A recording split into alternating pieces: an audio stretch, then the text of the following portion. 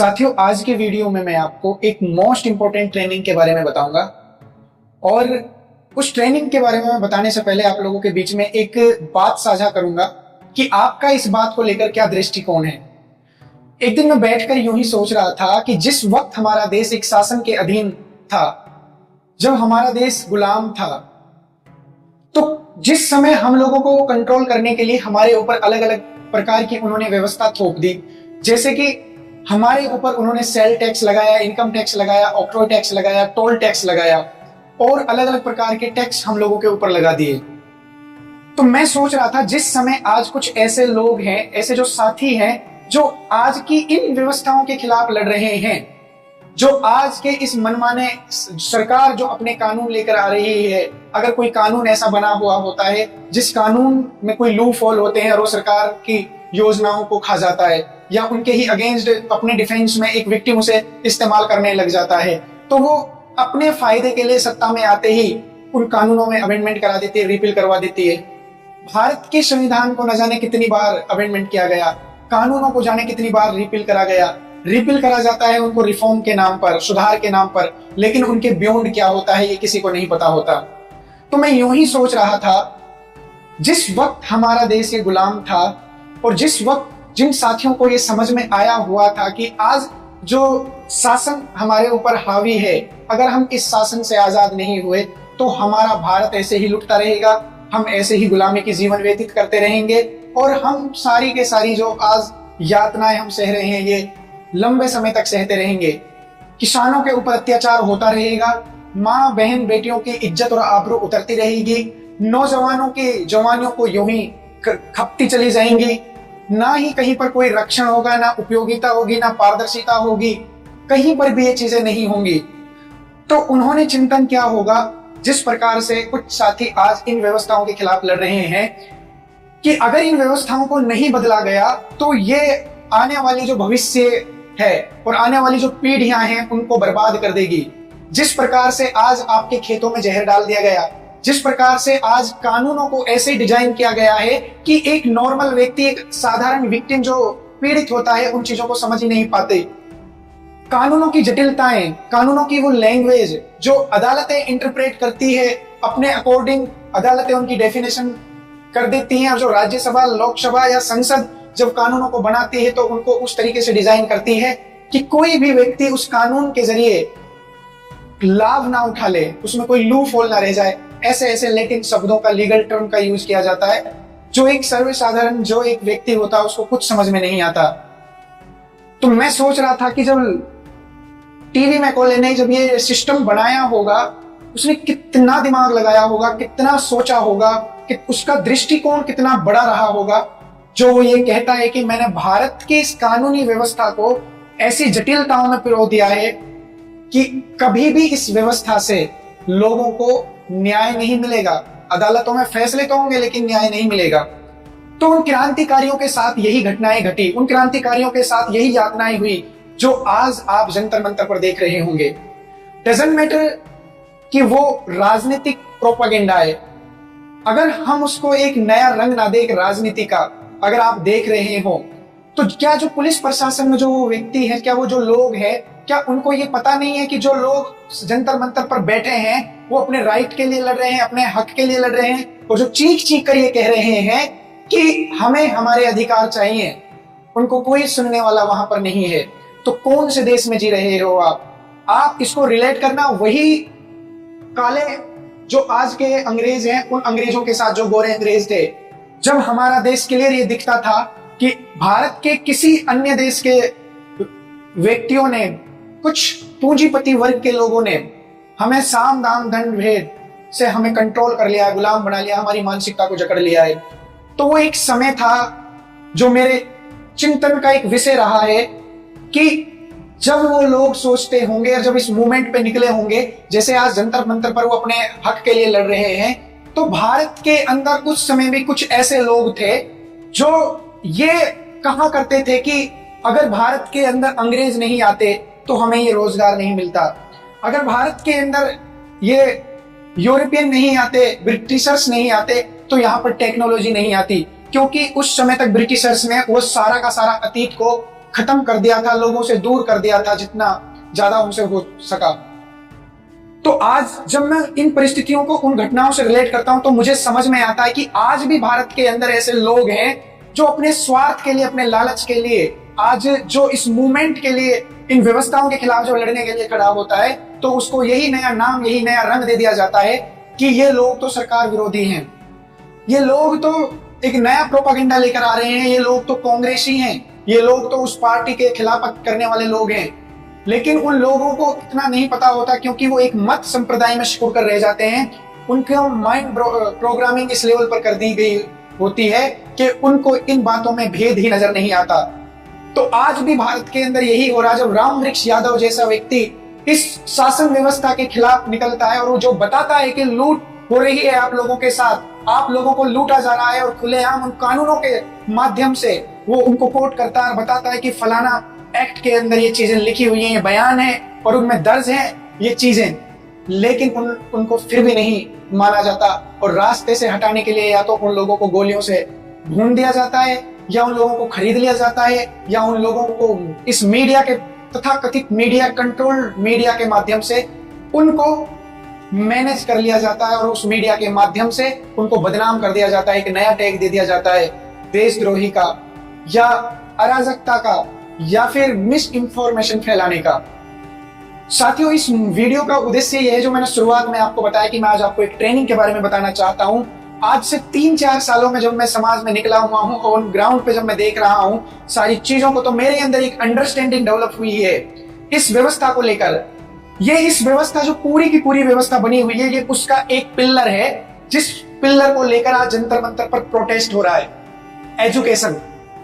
ये एजुकेशन को भी डिजाइन करने वाला वही टीवी मैकॉले था, और उस पुलिस जो जिस एजुकेशन सिस्टम के खिलाफ में वो प्रोटेस्ट कर रहे हैं, और उस प्रोटेस्ट को खत्म करने के लिए जो उनके ऊपर आंसू गोले दागे जा रहे हैं, उनके ऊपर वाटर फायरिंग करी जा रही है, उन लोगों को लाठियां चार्ज करा जा रहा है, उस कानून को भी ड्राफ्ट करने वाला वही था जो एजुकेशन सिस्टम को ड्राफ्ट करने वाला था। तो मैंने जब ये समझा पिछले 3-4 सालों में, तो एक चीज समझ में आई और एक निकल कर आया कि अगर इस व्यवस्था से हमें लड़ना है तो पैरेलल में अपनी व्यवस्था तो बनानी ही पड़ेगी। और जिस प्रकार से ये लोग एक पिलर पर अपना शिकंजा कस रहे हैं और उन लोगों को अपने सवालों से घेर रहे हैं और एक प्रश्न चिन्ह खड़े कर रहे हैं, पिछले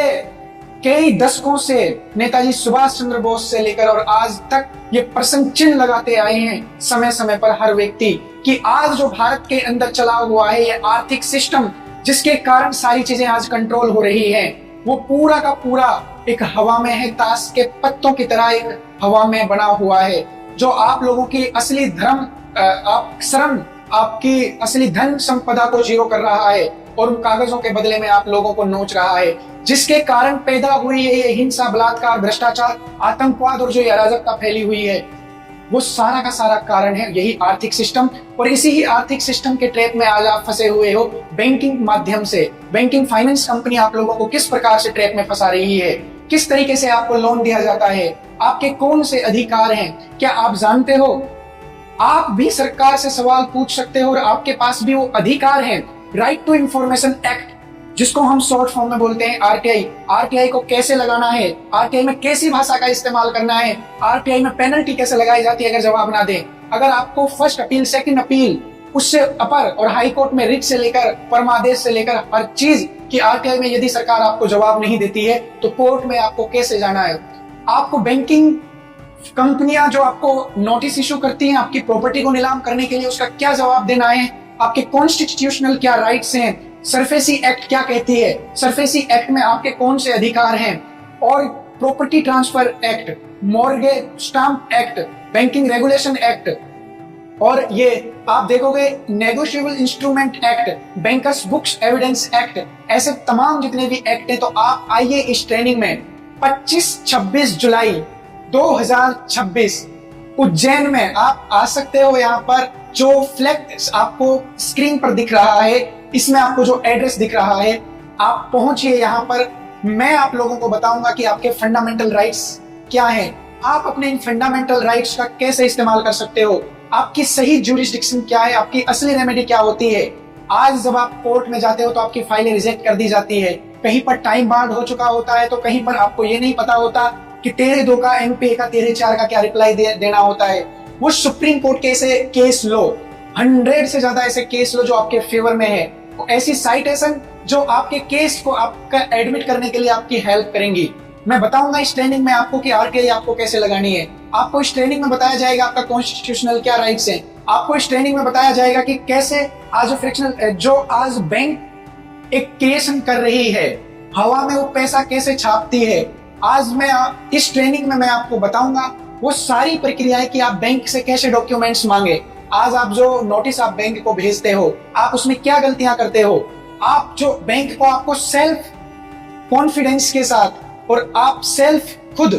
सेल्फ इंडिपेंडेंट होकर कैसे आप अदालत में अपीयर हो सकते हो, वो लीगल एडवांटेज ना तो आपको कोई वकील बताता है, ना ही कोई आपको फाइनेंस कंपनी या बैंक का मैनेजर बताता है। इस ट्रेनिंग में आपको वो लीगल एडवांटेज मिलेगी कि आपको रिकॉर्ड रूम से अपनी फाइल कैसे निकलवानी है, आपको कोर्ट के अंदर कैसे अपीयर होना है, आपको ड्राफ्टिंग कैसे करनी है, ड्राफ्टिंग में शब्दों का इस्तेमाल कैसे करना है, किन शब्दों का इस्तेमाल करने से आपको बचना है, आपकी असली रेमेडी क्या है।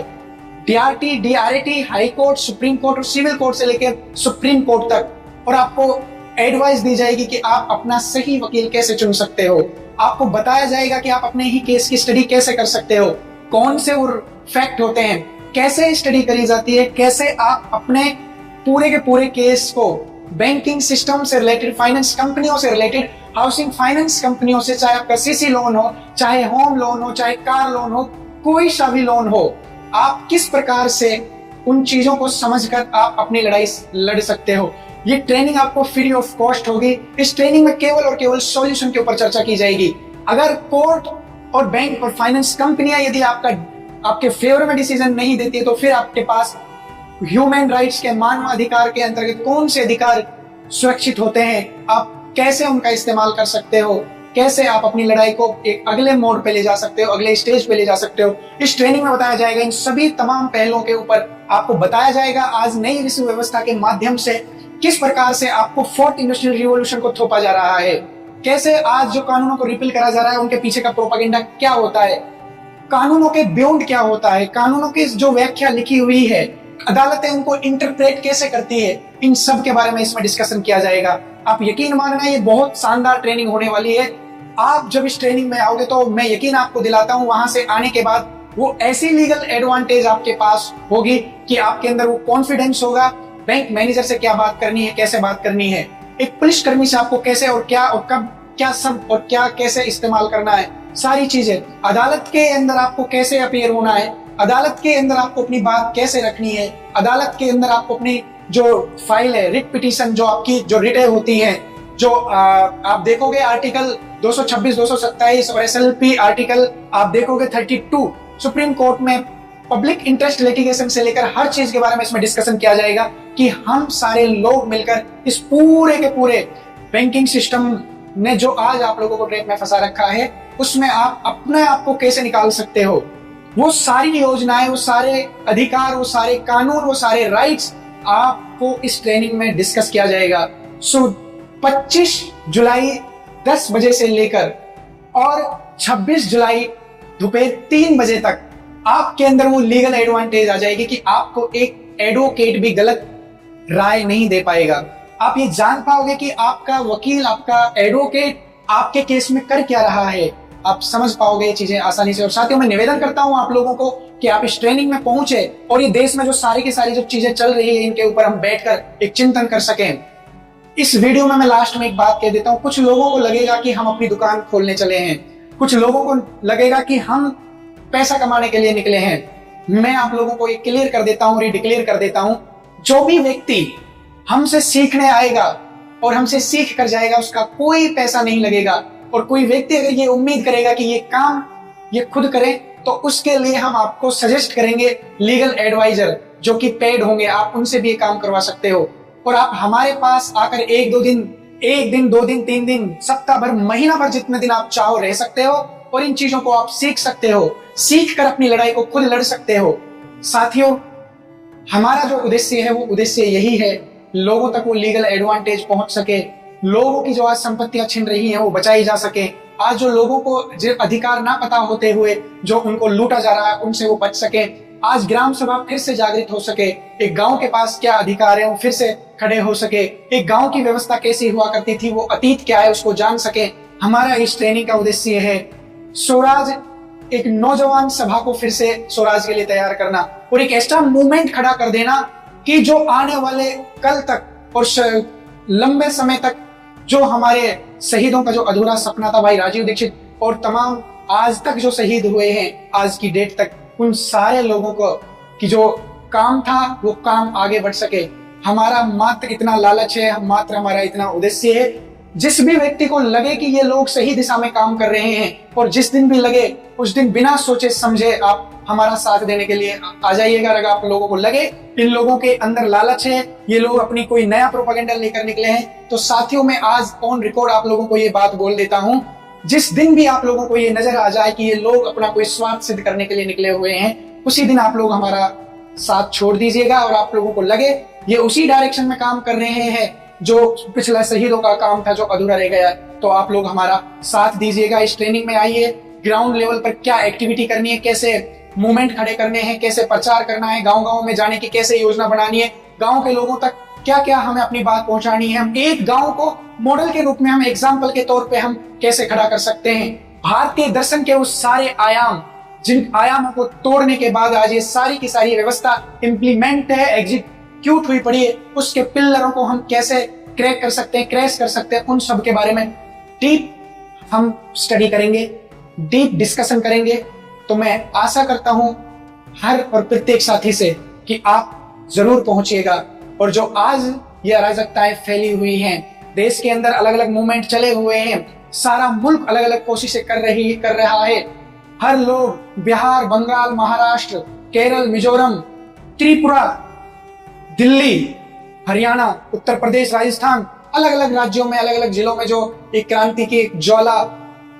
एक लो जो की शुरुआत हुई पड़ी है, उस अपनी लो को हमें एकत्रित करें और इस लड़ाई को अपनी ताकत को इकट्ठा करके इस्तेमाल करें ताकि हम इन हुकूमतों को और इन नुमाइंदों को हम बता सके कि तुम भारत की जनता के साथ क्या कर रहे हो। साथियों इतना ही आपसे मैं आशा करता हूँ आप इस ट्रेनिंग में पहुंचिए। धन्यवाद।